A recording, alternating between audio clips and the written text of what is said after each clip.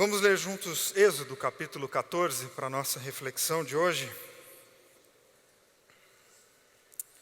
Quero ler com vocês um recorte de uma história que seguramente você já leu, já escutou.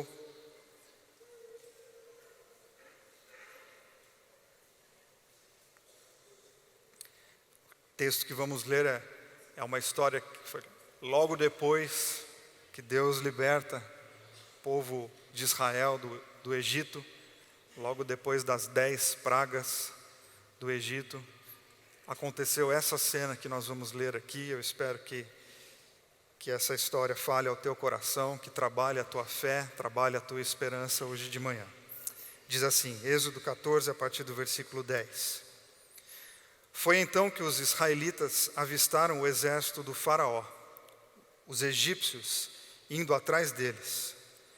O medo tomou conta deles. Aterrorizados, clamaram ao Eterno e disseram a Moisés: será que não havia cemitérios suficientes no Egito, e por isso você nos trouxe para morrer no deserto? Para que você nos tirou do Egito? Já não havíamos avisado você que isso iria acontecer? Não dissemos, deixe-nos em paz aqui no Egito? É melhor ser escravo no Egito que cadáver no deserto? Moisés respondeu ao povo: não tenham medo, fiquem firmes e observem o Eterno realizar hoje sua obra de salvação a favor de vocês. Olhem bem para os egípcios hoje, porque vocês não vão tornar a vê-los. O Eterno guerreará por vocês. Quanto a vocês, calem a boca. O Eterno disse a Moisés: por que eles estão clamando a mim? Diga aos israelitas que continuem andando. Segure bem alto seu cajado e estenda a mão sobre o mar. Divida o mar ao meio. Os israelitas atravessarão o mar a pé, sem se molhar. Até aí.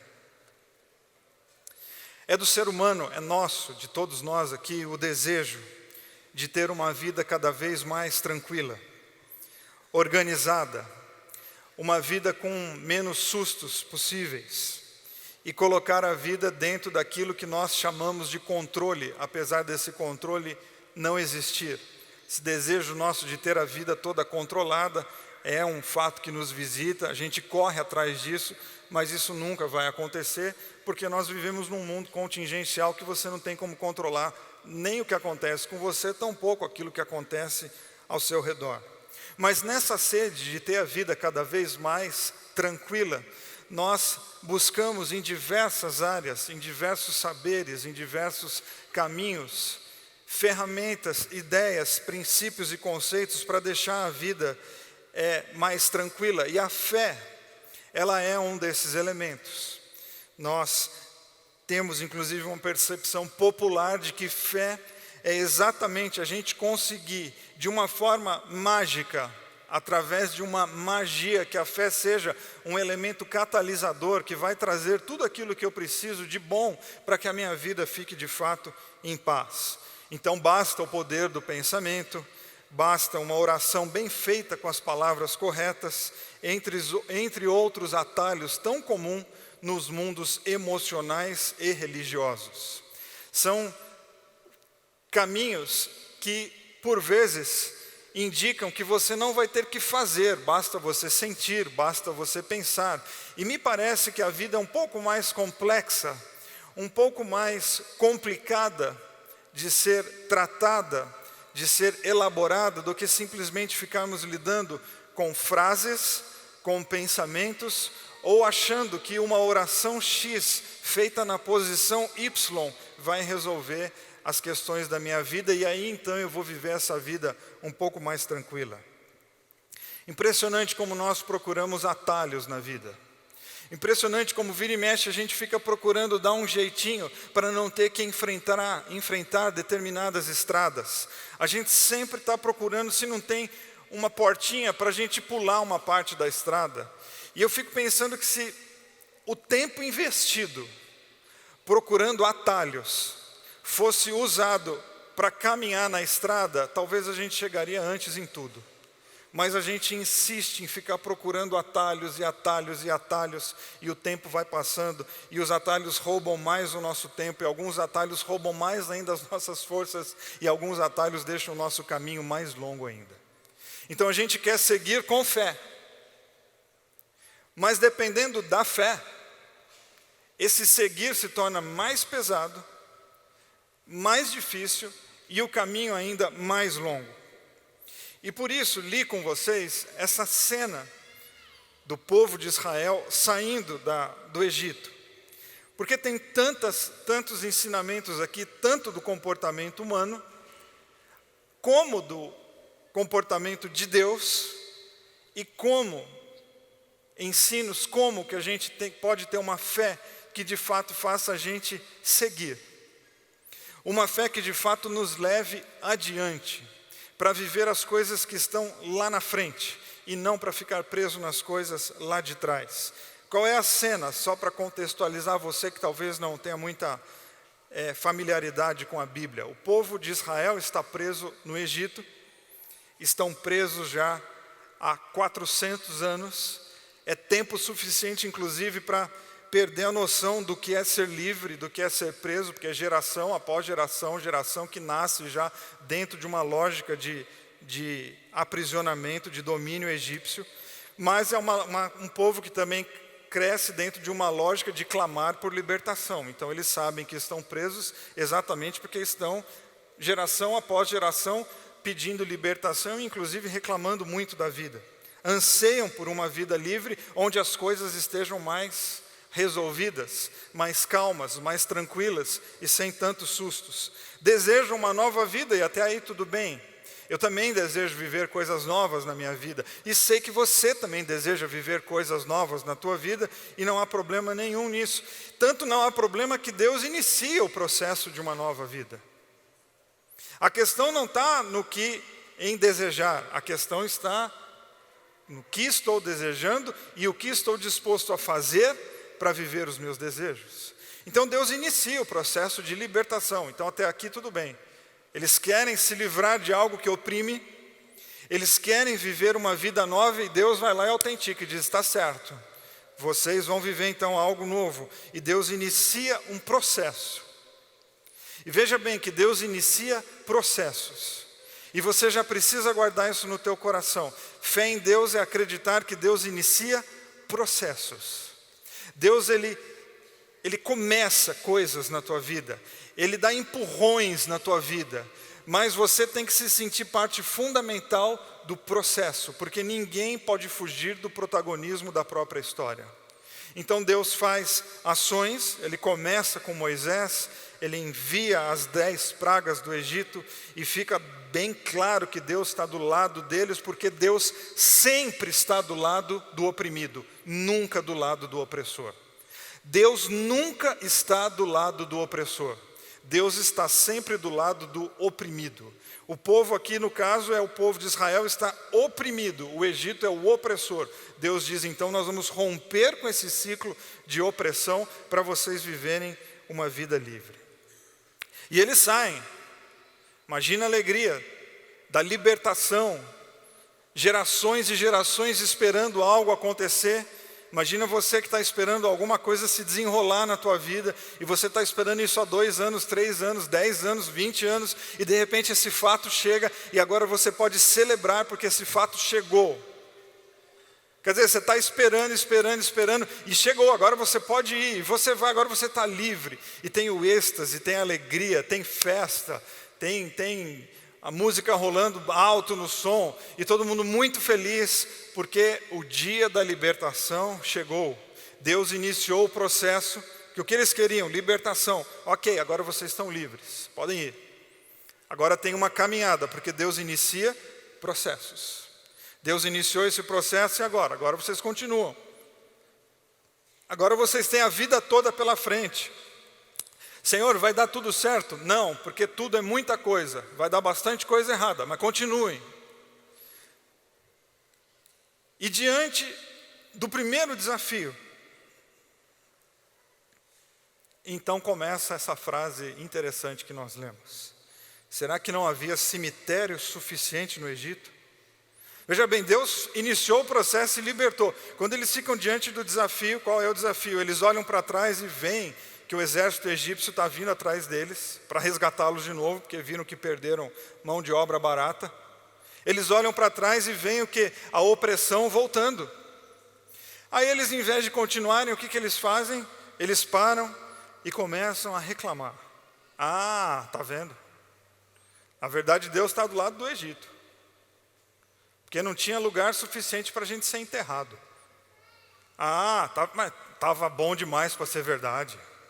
Não, mas quando a esmola diz, mais o santo desconfia, né? Um negócio assim, está vendo? É isso. Então olha que interessante, até esse momento aqui, Deus fez tudo. O que o povo fez? Seguiu, não, vai, segue o fluxo, e o povo segue o fluxo.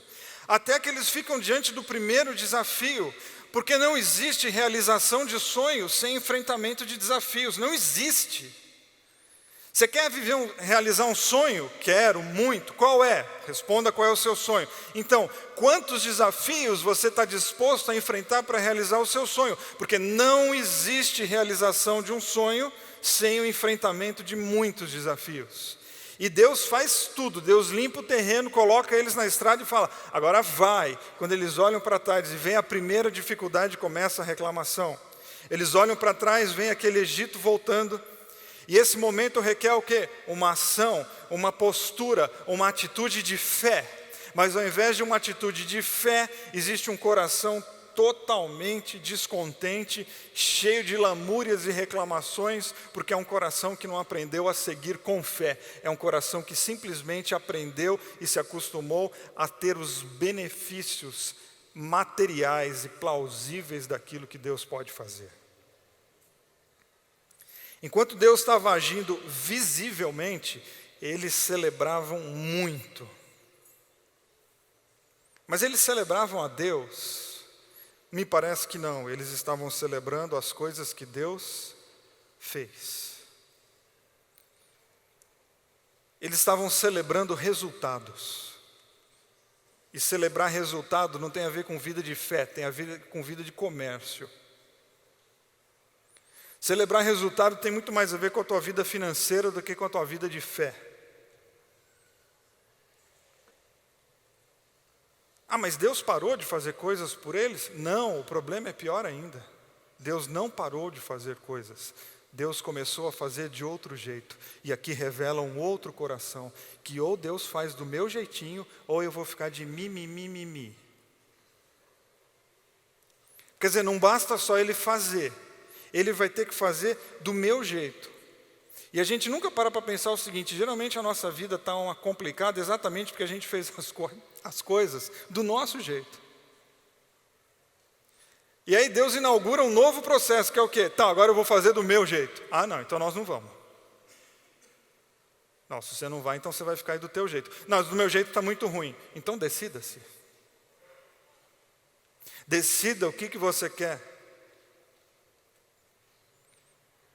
Deus tem novas ações para a vida daquelas pessoas, mas elas mesmo ainda não tinham entendimento de quem Deus é.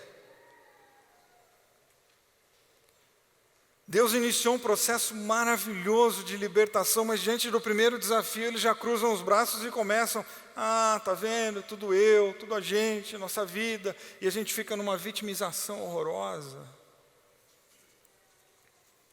E o povo começa então a reclamar com Moisés. E Moisés vai reclamar com Deus. E Deus faz então mais um milagre. Uma palavra de salvação. Não tenham medo. Fiquem firmes e observem o Eterno realizar hoje sua obra de salvação em favor de vocês. Uma obra de salvação. E quando pensa em obra de salvação, não sei o que vem em sua mente, mas acredito que o mar que se abre. Poxa, claro que é isso, uma obra de salvação. Que coisa linda. Ponto final. Mas será que a obra de salvação de uma pessoa de fé é um mar que se abre? Será que a obra de salvação que Deus tem para mim e para você hoje é ficar abrindo o mar para a gente passar? Ou a gente pode entender a obra de salvação de Deus sob outra perspectiva, mas obviamente uma perspectiva que talvez você não vai gostar muito, mas eu espero que a nossa amizade continue a mesma. Mas o que eu quero propor e convidar você que está a fim de viver uma espiritualidade de pé no chão, de responsabilidade com a vida e de coração conectado em Deus para viver com fé, a obra de salvação é Deus dizendo assim: por que eles estão clamando a mim? Diga aos israelitas que continuem andando. Qual que é a obra de salvação? É Deus abrir o mar? Não, hoje de manhã aqui para nós a obra de salvação é continue andando. Continue caminhando. Não desista da trilha, não desista da vida, porque a obra de salvação que Deus pode fazer maior do que abrir um mar, sabe qual é? Conseguir abrir esse teimoso coração que nós temos. Mais difícil do que abrir o mar é exatamente lidar com os meus preconceitos, lidar com as minhas manias, lidar com os meus desejos fúteis, é muito mais difícil. Então Deus deixou de agir? Não, Ele apenas mudou o alvo da ação. Antes Ele agia no Egito, agora Ele está agindo no coração das pessoas. Antes eram ações visíveis, materiais, e parece que a gente gosta mais dessas. E agora? Agora são ações internas, existenciais, íntimas. Não, mas antes era mais legal que dava para ver aquelas 10 pragas, aquela coisa meio cinematográfica. E agora? Não, agora é no secreto do teu quarto que Deus está agindo. Então Ele deixou de agir, Ele deixou de fazer, Ele deixou de falar. Não, Ele simplesmente mudou. E está fazendo algo mais impressionante ainda. Ele não está lidando com a natureza mais. Ele está lidando agora com o teu coração. E para lidar com o teu coração, repito, Ele vai ter que lidar com as tuas tradições. Você vai ter que ficar de frente com um tanto de coisa, um tanto de manias que você e eu já temos. E Deus dá ordem para Moisés o seguinte: Moisés, a palavra de salvação hoje fala para esse pessoal continuar andando. E eu quero resumir essa palavra de fé, essa palavra de salvação, essa atitude de fé que precisa ser gerada no coração desse povo, é coragem. Para o Egito, Deus enviou 10 pragas. Para o povo de Israel, Deus está enviando coragem. Ah, não, mas coragem a gente tem que se mexer. Coragem a gente tem que se mexer. E esse é o problema de boa parte do mundo religioso. A gente quer que Deus... A gente tem a expectativa de que todo dia chova praga na cabeça dos nossos problemas para eles se dissolverem. A gente quer abracadabras. A gente quer fórmulas mágicas. A gente quer orações corretas. A gente quer versículo que a gente fala e desenrola tudo. É isso que a gente quer e Deus está dizendo: não, não vá, as coisas não são resolvidas assim. Isso é pontual, acontece uma hora na história como uma lembrança, acontece na história como uma metáfora, acontece na história como um memorial para a gente se organizar, mas o que de fato é importante é a gente entender aquilo que pode acontecer dentro do nosso coração, que é a coragem. Coragem para a gente continuar, porque quantas vezes você já teve vontade de parar? Quantas vezes você já teve vontade de desistir? E toda vez que a gente para, a gente deixa com que o passado se aproxime um pouquinho mais, porque o passado fica se mexendo e você está parado. Toda vez que você deixa de continuar, as questões das quais Deus te livrou, elas chegam um pouquinho mais perto, porque o passado está, que as coisas lá de trás estão se mexendo, e você está parado, e Deus está dizendo: não, continua. Porque fé em Deus, ela é para seguir, ela gera movimentos que nos levam para frente. Aí você vai dizer: não, mas esse é o problema, que eu olho para frente e o que eu tenho? Um oceano. Eu olho para frente e eu tenho um mar. Olha que situação. A gente olha para trás e a gente tem um antigo opressor tentando nos dominar. A gente olha para frente, tem um mar, que eu não sei se eu vou conseguir passar. A vida e suas encruzilhadas. Gosto de dizer sempre para as pessoas que a democracia da vida é tipo política. Quando tem dois candidatos no segundo turno, você não gosta de nenhum dos dois. A vida às vezes é assim, ela te coloca diante de um segundo turno e você fala assim: não gosto de nenhum dos dois. Mas um dos dois vai te governar. Um dos dois vai dirigir tua vida. Então para pensar o seguinte: o que você prefere? Encarar a novidade Ou você prefere viver aquela mesma situação da qual você reclama há 400 anos? Não, nem pensar que eu quero voltar. Então marcha. Então continua andando. Então continue indo atrás de algo que faça você se movimentar. Mas não caia na ilusão das frases de efeito, porque elas não vão mudar a tua vida.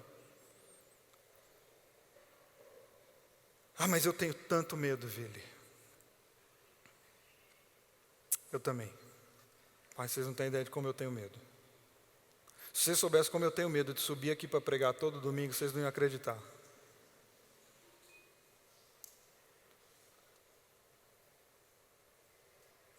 E aí a gente ouve frases do tipo, não tenha medo. Como não tenha medo? Não escolhi ter medo. Medo tem, ele que me tem às vezes. E a vida, quando a gente fala de coragem, não é para você deixar de ter medo, porque a coragem não é que assim ela chega e o medo vai embora. A coragem vem para equalizar o medo.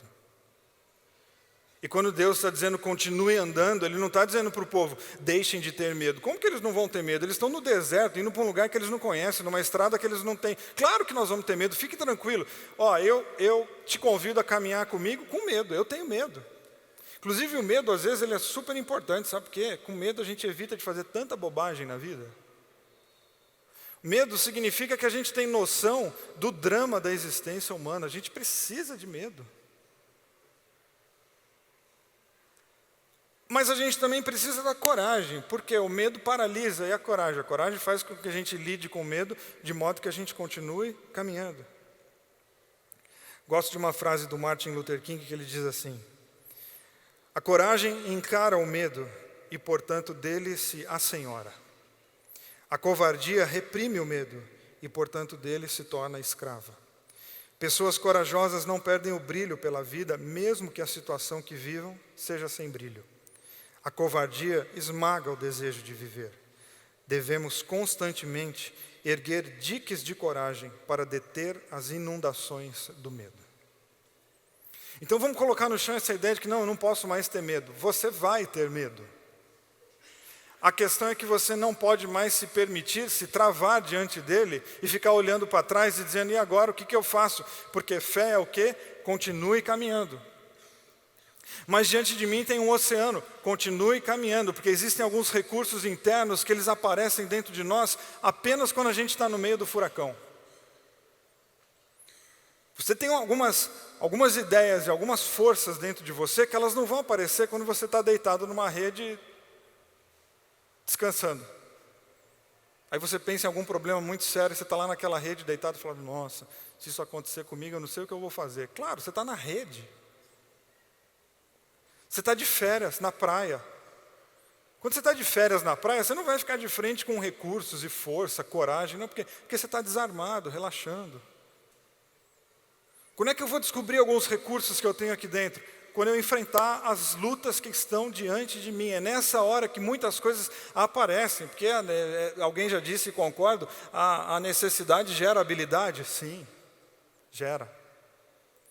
Às vezes eu preciso, é o famoso pagar para ver, às vezes eu preciso dar o salto, eu preciso criar coragem e lembrar o seguinte, eu tenho o inesperado de um mar diante de mim e eu tenho 400 anos de aprisionamento atrás de mim. O que você quer? Você quer viver aquela mesmice, aquela monotonia que você está reclamando há 20 anos ou você quer lidar com alguma coisa nova? Então a coragem é o que? É um desdobramento que nós temos dentro de nós, em que ela sublima um pouquinho o nosso medo para a gente conseguir seguir adiante. Então antes Deus estava fazendo ações no Egito, agora Deus está fazendo ações no coração do povo para eles enfrentarem aquilo que parece impossível. E quando a gente pensa em mar, que para eles era um mar, para nós mar aqui hoje de manhã não é essa água toda, mas é esse mar de problemas que todos nós aqui de manhã enfrentamos, de tamanhos distintos, de natureza distinta, com nomes diferentes. Mas se tem uma coisa que nos iguala aqui de manhã, hoje, é o fato de que cada pessoa aqui tem uma luta. E que talvez essa luta você dê o nome de um mar de problemas. Talvez o seu mar Problema chama-se doença. E a gente quer que ela saia no estalar de dedos. E a gente fica insistindo em resolver de uma maneira mágica, como se isso fosse fé. E de repente fé é exatamente você acreditar nas possibilidades da medicina que estão passando diante de você e acreditar que tomar esse remédio, que fazer essa quimioterapia, que engolir esse antidepressivo é uma atitude de fé. E que ao fazer isso você está abrindo mão dos seus preconceitos, abrindo um mar de dogmas errados dentro de você, para de repente você aceitar que você vai ter que engolir esse remédio. E aqui, quem sabe, daqui a um tempo você está dizendo, cara, não é que eu tomei o remédio, não é que eu encarei a quimioterapia, não é que eu encarei o terapeuta e o mar se abriu diante de mim. Fé, por que isso não é fé? Fé é exatamente eu seguir diante de algo que eu não quero. Eu tenho muita resistência em tomar esse remédio. Você precisa de fé para romper esse mar de preconceito que está dentro de você. Quem sabe amanhã aqui você está falando que o mar se abriu. Às vezes é o casamento de vocês que está por um fio. E vocês estão achando que tudo vai se resolver com uma oração. Que tudo vai se resolver com um livro que vocês estão lendo. Vocês ficaram anos sem se cuidar, sem se olhar, sem se amar, e vocês acham que agora um livro vai resolver a vida de vocês? Não vai. Talvez a fé seja vocês darem as mãos um para o outro, caminhar ao lado desse terapeuta, dessa pastora, desse pastor, colocar os argumentos no chão, assumir suas falhas, deixar de criancice, se olhar nos olhos e pedir perdão e falar, essa é a minha fé, ela me faz pedir perdão, e porque eu pedi perdão, meu casamento foi restaurado. É fé. Porque a gente deixou as nossas criancices de lado e colocamos o nosso orgulho de lado e pedimos ajuda. Aquilo que parecia impossível tornou-se real, o mar se abriu e nós temos um novo casamento. Isso é fé. Só que a gente tem que romper o quê? Com um mar de preconceito que existe dentro de nós, um mar de orgulho que existe dentro de nós, e a gente recorre a fórmulas mágicas achando que a gente vai conseguir fazer isso de uma maneira sozinho, trancado nos nossos quartos, porque a gente não quer que ninguém saiba, porque a gente vive numa sociedade de aparência. Pois a fé derruba essas coisas e faz a gente olhar na cara de pessoas preparadas para dizer, me ajuda, porque tem um mar de problemas na minha frente e eu preciso enfrentá-los. Talvez esse mar seja o seu desemprego. E para de acreditar que porta de emprego vai se abrir na tua cara num passe de mágica porque você veio no culto hoje de manhã. Você tem que se mexer, você tem que reativar seus contatos, mandar seus currículos, se reinventar profissionalmente, começar a fazer coisas que você não gosta, se submeter a processos que você não gostaria, acreditando que isso é fé, porque sempre que uma pessoa diante de um mar de problemas se reinventa, ela está numa atitude de fé, porque todo mundo que não desiste da vida, que olhando para trás tem um problema, olhando para frente tem um mar, resolve ir para frente, está de alguma maneira dizendo, Senhor, nós acreditamos na tua companhia sempre presente, e que ela nos basta para seguir adiante. É difícil. É bem difícil. É complicado olhar para trás e ver a prisão e olhar para frente e lidar com o incerto. É bem difícil, mas essa é a realidade de todo ser humano. O que a gente precisa, como eu falei no começo, é exatamente derrubar esse nosso desejo de que uma hora vai estar tudo resolvido, vai estar tudo pacificado. Não, nós vamos estar sempre equilibrando pratos na vida, isso é todo mundo. E a fé cristã não vem para deixar os pratos organizadinhos, mas vem para lidar com o teu coração, para falar, alguns você vai conseguir, outros vão cair no chão e vão quebrar, outros vão sumir, mas continue, porque a tua vida é especial demais e não vale a pena parar. A gente tem que continuar andando.